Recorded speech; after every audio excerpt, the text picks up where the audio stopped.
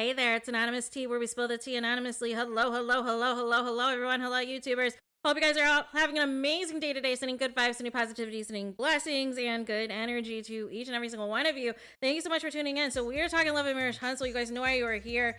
So we are going to be breaking down, well, I'm going to be breaking down chunks of this interview, this over an hour-long interview with Carlos King and Melody Shari, and all of the, blessings and all of the compliments and all of these things that were taking place in this interview, except for it shouldn't have had to come to Melody Shari saying that she has thought about walking away from the show for people to have a clue that there was way too much stuff going on behind the scenes, and it shouldn't have to take to Carlos King and the other head producer flying down to Huntsville to have, quote unquote, as Kimmy would say, the core six, have a come to Jesus meeting, right?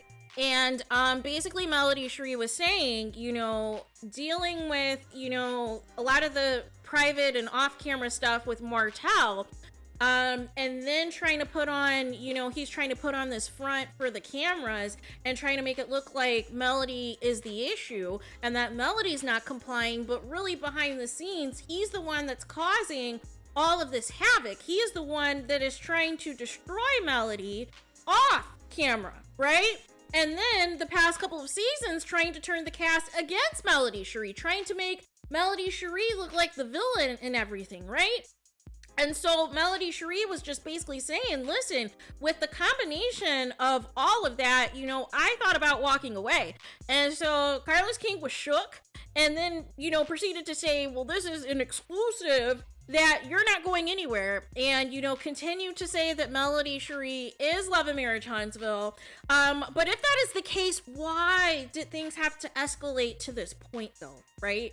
And that's my frustration, right? Like, the past year was completely unacceptable, especially, right? With how Melody Shari was being treated.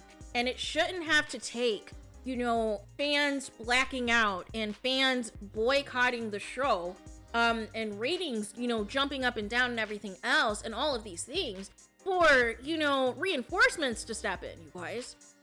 I mean, there's only so much, people can take of literally watching somebody, be destroyed for simply existing, right? Or people being so jealous and nasty that they're not getting the same type of recognition. They're not getting the same type of celebrity status. They're not getting, the same type of support from their fan bases. So they want to take it out on Melody Shari and they want to blame the millimeters for everything. And no, you're not going to do that, right? You're not going to do that. And what I loved in this interview was Melody Shari at the very beginning, she aired out who the millimeters are. She said, they're intelligent. They're going to write dissertations because they're educated. They want to look good. They want to smell good. They want to be, the positivity on the inside and out.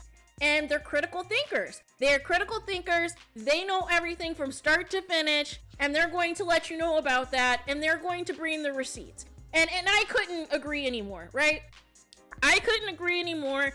Everybody knows what it is. They got into also, why the narrative is, oh, Melody Shari can't keep a friend and blah, blah, blah, blah, blah. Melody Shari went in on how she has helped Destiny. She has helped Stormy. She has helped all these people get on their show because this is her show. This is her baby. And, and then the switch up eventually happens, right? And so she says she can see how people who casually watch the show, based off of the way things are edited, she can see how people would think, oh, Melody Shari can't keep a friend and this and that. But Melody was basically saying, listen, I treat this like a job. I treat this like work. Once we're done filming, I'm done filming, right? And I'm not taking the show with me outside of that filming. And what's happening is some of her co-stars are trying to, specifically Stormy and formerly Destiny, are trying to, take what's taking off on the show and then, take it home and try to make it their livelihood, right? And then trying to get support on social media and do, you know, different lives and, you know, leave messy comments or have their family and friends create fan pages to also be messy and come after people and all of these things. And it's like, be an adult, be a woman, be a grown-up, and say it with your chest what you have to say, instead of waiting months until you film again for a reality show to say what you could have said 4 months ago and everything would have been squashed. There wouldn't have been a beef. But all these people keep creating drama with Melody Shari that's one-sided, right? They keep creating this drama in their minds, right? That there's all these problems. And then they want to bring it to camera months later as their storyline, in hopes that that is going to, you know, get people on their side, right?